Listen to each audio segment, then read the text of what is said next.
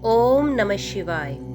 श्रावण मास में किए जाने वाले बुध गुरु व्रत का वर्णन। ईश्वर बोले, हे सनंत कुमार, अब मैं समस्त पापों का नाश करने वाले बुध गुरु व्रत का वर्णन करूंगा, जिसे श्रद्धा पूर्वक करके मनुष्य परम सिद्धि प्राप्त करता है। ब्रह्मा जी ने चंद्रमा को ब्राह्मणों के राजा के रूप में अभिषिक्त किया।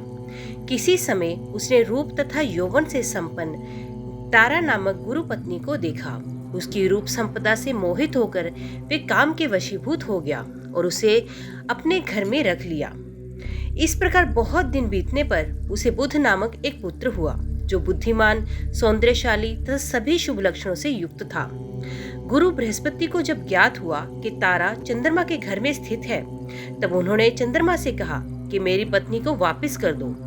अनेक तरह से समझाने पर भी जब चंद्रमा ने तारा को वापस नहीं दिया, तब बृहस्पति ने देवताओं की सभा में जाकर देवराज इंद्र को ये वृतांत बतलाया और कहा, हे इंद्र, आप देवताओं के राजा हैं, अतः अपनी आज्ञा से आप उसे दिलाए, अथवा अन्यथा उस चंद्रमा के द्वारा किया गया पाप आपको ही निस्संदेह लगेगा, क्योंकि शास्त्र निर्णय के अनुसार प्रजा के द्वारा किए गए पाप को राजा भोगता है।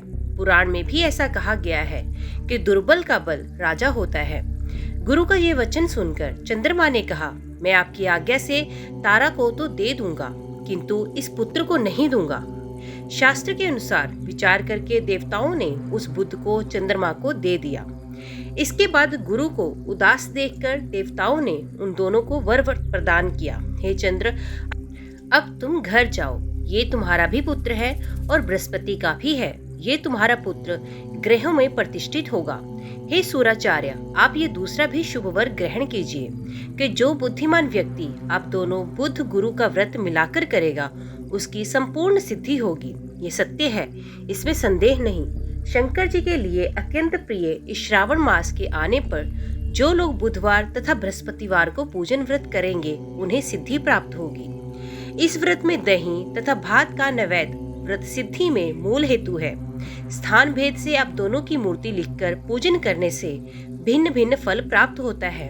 यदि कोई हिंडोले के ऊपरी स्थान पर आप दोनों की मूर्ति लिखकर पूजन करे, तो वे सर्वगुण संपन्न तथा दीर्घायु पुत्र प्राप्त करेगा।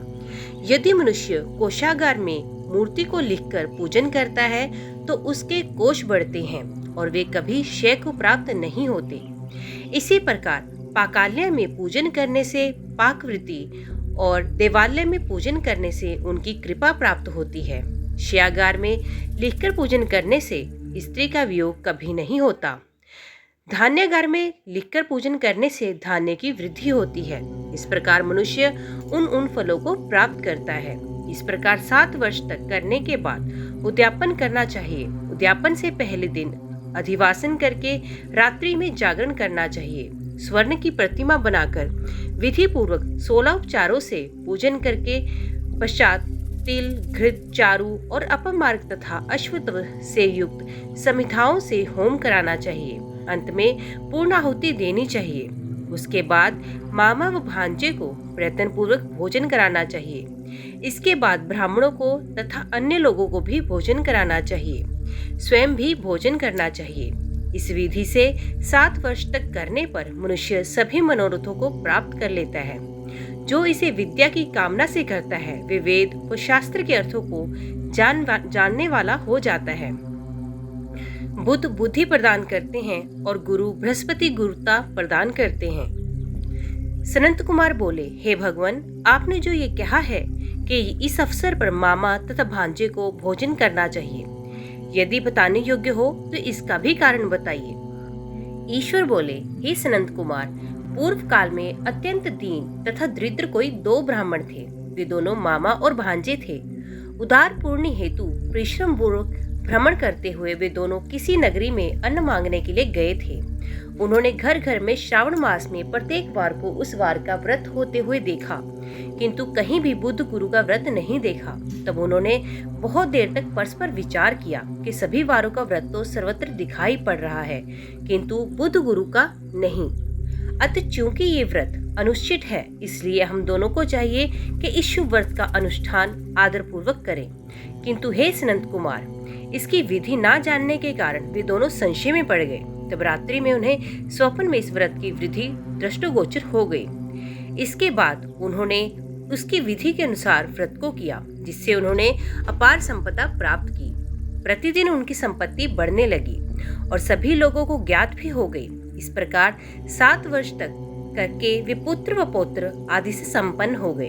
उसके बाद उनके ऊपर प्रसन्न होकर बुध व गुरु प्रकट हुए और उन्होंने उन दोनों को ये वर दिया। अब दोनों ने हम दोनों के निमित्त इस व्रत को परिवर्तित किया है। अतः आज से कोई भी शुभ व्रत को करे, उसे व्रत की समाप्ति पर मामा तथा भांजे को प्रयत्न पूर्वक भोजन कराना चाहिए। इस व्रत के प्रभाव से उसे सभी कामनाओं की परम सिद्धि हो जाती है और अंत में चंद्र सूर्य पर्यंत उसका हमारे लोक में वास होता है।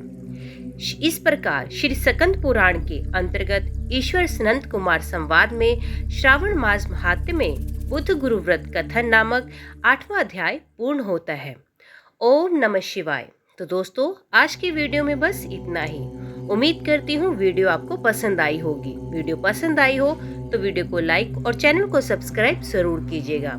तो मिलते हैं अगली कथा के साथ। तब तक के लिए देखते व सुनते रहिए। जय मां कंजक, जय माता दी।